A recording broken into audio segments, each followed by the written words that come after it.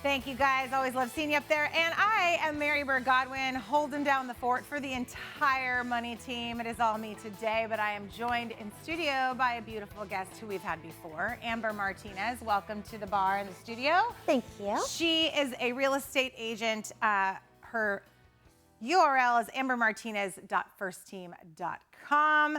And Amber, okay, first and foremost, I want to talk, welcome back to the studio, and I want to talk about mortgage rates.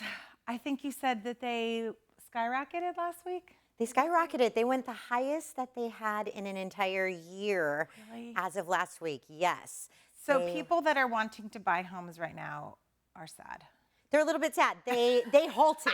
they went to almost a complete stop. Like, really? Whoa, wait a second, what's going on here?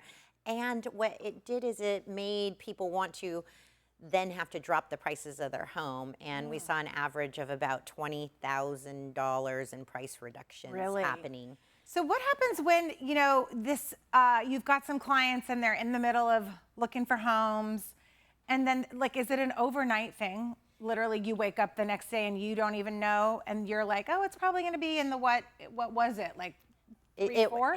It was in the 6s. Okay. And then it went straight up toward the 7s. And it was so high that you're then looking at about 25 grand added onto your price.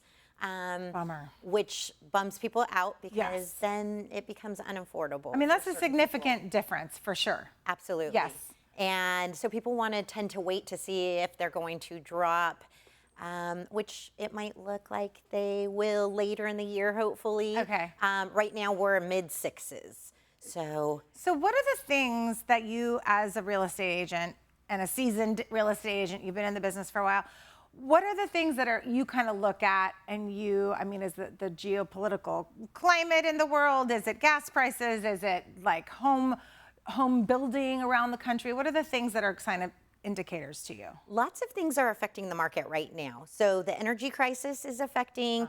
We're seeing land being bought up by the data centers instead of the builders. Oh. So that's pushing people out. Yes, not a good thing. And we are definitely seeing houses stay on the market a little bit longer just because people are a little bit, they want to see what's going to happen. They want to see if those prices are going to drop. They want to see if the market rate's going to come down. They're waiting. Waiting. So if you are someone that is wanting to sell your home, you are also bummed in this situation. So do you kind of pause on it? Are people making more changes and upgrades to their home to say, okay, when it does go back on the market, or when, you know, we'll take it off, put it back on in a little bit, and let's just sit on it and maybe make some upgrades? Or what do you see in that interim time? So the biggest upgrade that we are seeing everywhere are the people building ADUs, the additional dwelling units, which is a guest house in your home. Yep. What that does is it creates opportunity for multi-generational use, rentals. You can put your older children in there. Sometimes people are actually moving into the guest houses and renting out the main home. Oh, interesting. So are people transforming garages or sheds and making a tiny home, or just building completely like from scratch? Anything and everything. Okay. They are transforming garages. They're building on the top of their homes. They are doing whatever it takes to add different dwellings. So in a regular property that is zoned for R1, you can build up to 4 units. You can have 4 units on your property, including your main house. Yes. So those could be all 4 different tenants at one time. Now, when it gets to, this is a good thing for neighborhoods, although when it gets into maybe like Airbnb or people that are renting it out to week-long renters, or, you know, a weekend renter, is that kind of a shady gray area for some neighbors and complexes, or neighborhoods, I should say? Absolutely. So it's a really good benefit for the owner, right? Yes. It's going to help them pay everything. Bottom line, the neighbors don't really like it when there's too many strangers coming in and out of the neighborhood, especially if you're in complexes where there's shared garages, or Codes. there's there's codes, regulations. People don't like it. The renters don't know the rules. They leave the garage doors open. People hate it when they're driving by. They don't know the HOA rules. They stand out like a sore thumb.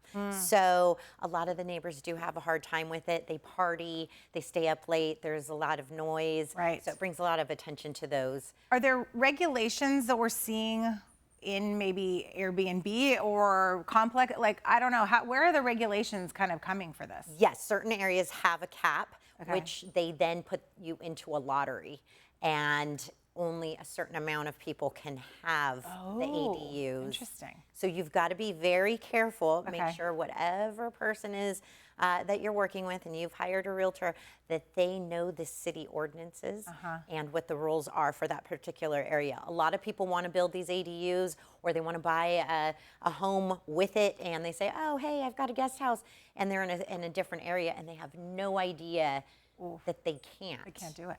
No. Oh, yikes. So they've got That's to why ask. they need someone smart like you to represent them. Yes, they should contact me. Absolutely, which is ambermartinez.firstteam.com. Yes. And you know, Amber, I want to segue a little bit into the world of social media, because I'm seeing a lot of people that I know in real estate really up their social media game, because I do feel like younger generations particularly are spending time on Instagram and TikTok. Is that somewhere where you're, some place where you're kind of invested, and how important do you think it is? I think it's huge. Okay. There is no better time to get free marketing like right now. Right. You can post everywhere. You can post as many times as you want. I don't care if you're in real estate or not, you should be advertising your business nonstop. And do you think, like one guy specifically I follow, he started talking about places to go, restaurants, new bars that were coming up in the area. And then I found out he was a realtor after I had been following him for tips. So is that something that you kind of recommend too, is not just being sales forward, but also creating a persona for yourself? Absolutely. People want to know what's around. What are the benefits of living there? Yep. What are the opportunities that they've got in the neighborhood? What makes their neighborhood better?